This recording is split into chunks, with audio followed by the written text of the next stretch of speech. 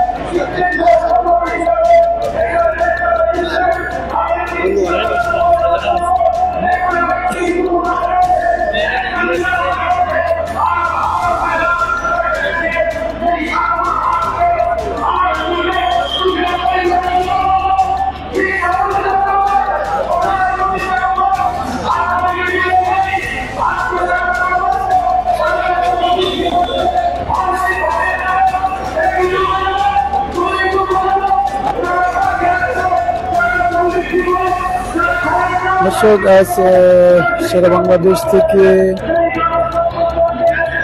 প্রচুর শিক্ষক এখানে সমবেত হয়েছেন। নন এমপি শিক্ষকরা আজ 17তম দিন অবস্থান কর্মসূচি পালন করছেন। তারা এখানে লাগাতার অবস্থান কর্মসূচিতে আছেন এবং এমপিওর দাবিতে তারা কিন্তু এই অবস্থান কর্মসূচি পালন করছেন।